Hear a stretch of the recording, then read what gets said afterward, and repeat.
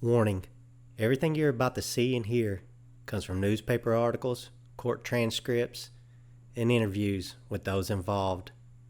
Thank you for watching. Around 7 or 7:30 p.m., Daryl would make his move. He would leave Eric and Kayla in the front bay where they were occupied playing with an electric drill and a hammer. He would lead 12-year-old Stephen and 10-year-old Brent to the rear bay. He told the boys he had something for them before instructing them to close their eyes and stand in a line facing away from him. Daryl warned the boys not to peek as he retrieved the SKS rifle he had hidden earlier. The boys were positioned so that Daryl could pierce both of their hearts with a single bullet. He kneeled down, aimed the rifle, and fired. Daryl would fire again to make sure they were dead before quickly covering their bodies with a tarpaulin. Then he would turn his attention to the two remaining children. He would lure them to their deaths. Once in the rear bay, he positioned the taller Eric in front of Kayla and placed their hands over their eyes.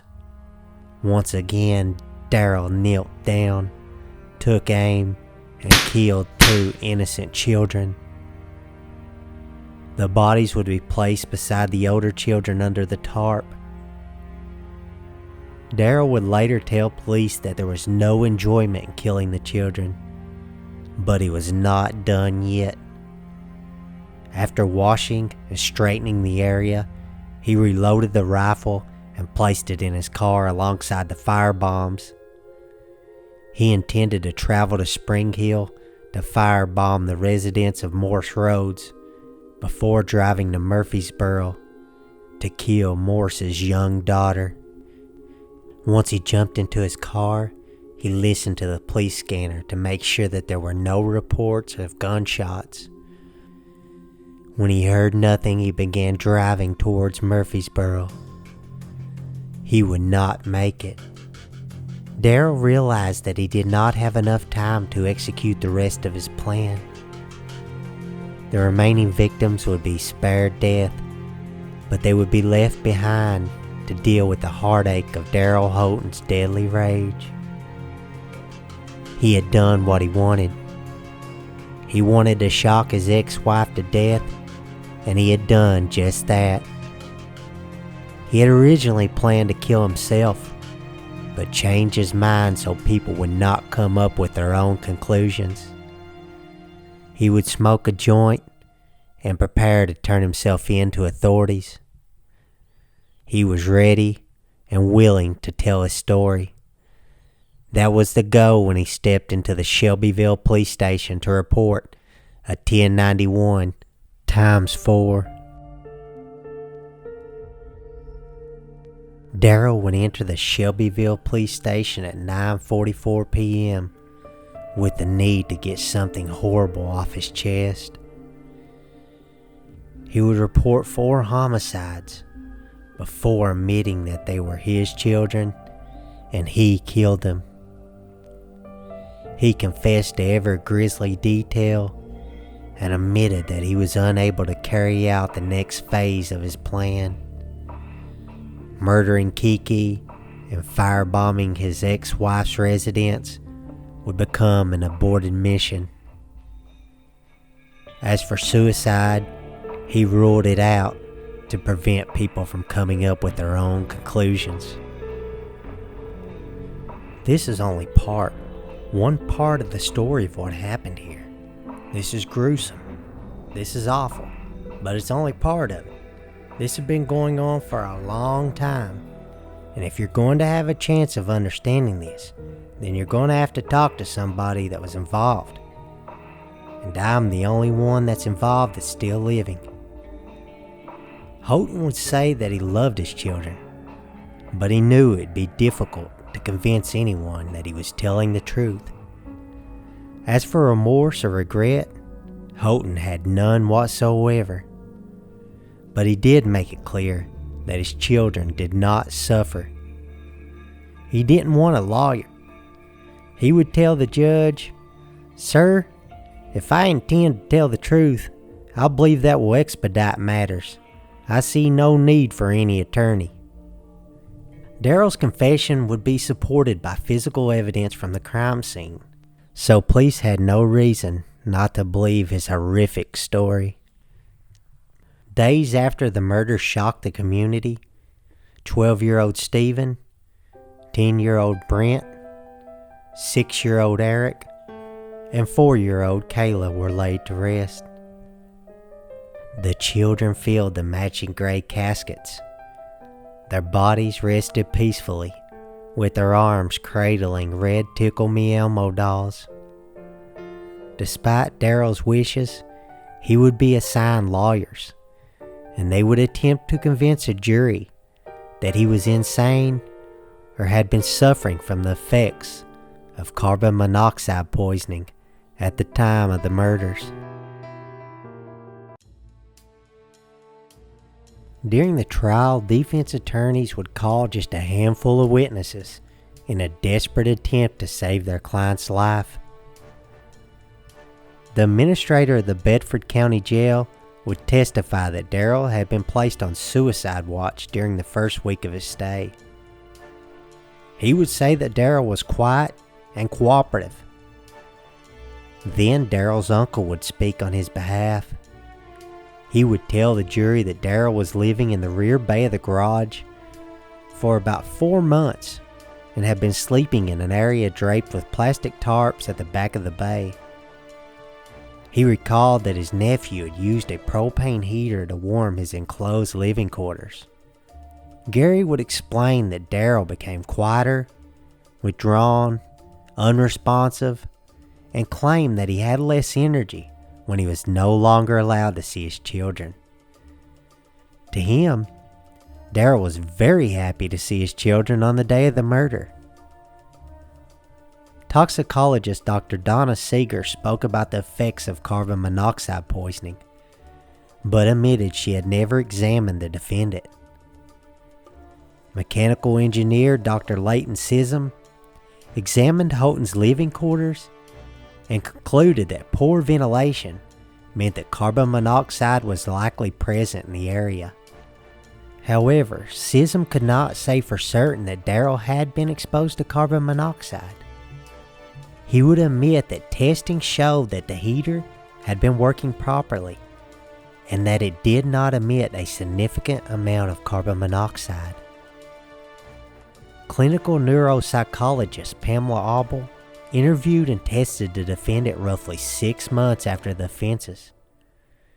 She would say that the testing proved that Daryl Holton's IQ was superior, but he had experienced deficits in processing information, learning visual information, and in motor speed and manual dexterity. He also found it difficult to relate to people. To Dr. Abel, these were telltale signs of carbon monoxide exposure. In her opinion, the defendant committed the homicides when he was suffering from a major depression caused by the end of his marriage and his concerns over the well-being of his children. Dr. William Keener would take the stand and agree that the defendant was suffering from major depression at the time of the murders. He suggested that a severely depressed parent may kill their children to save them from the terrible fate of living. He also concluded that the more a parent loves his or her children, the greater the risk is that they will kill them if they get severely depressed. Keener believed that there were signs of major depression leading up to the murders. Daryl had lost weight, he couldn't sleep, and lost interest in other activities besides work. In the month before the murder, Daryl would be found lying on the ground for no reason, and he would admit that he thought about committing suicide. Dr. Keener would concede that people suffering from major depression were still capable of determining right from wrong. Parents who commit filicide know it's against the law, but typically believe it's done for almost the right reasons. During the state's rebuttal case, they would call Ralph Mosley.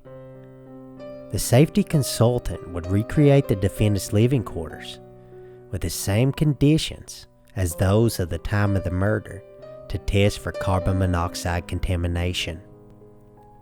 Those tests were unable to find any evidence of carbon monoxide. In the end, Daryl would be found guilty of all 4 counts of first-degree premeditated murder. During the penalty phase of the trial, Daryl would only allow testimony from the jail administrator, who would say that Daryl was a good inmate and interacted well with the prison staff. He was kept in isolation, but regularly received visits from his family. Daryl Holton would be sentenced to death, but he was not done shocking spectators just yet. When given the choice of how he wished to die, he would brazenly choose the electric chair.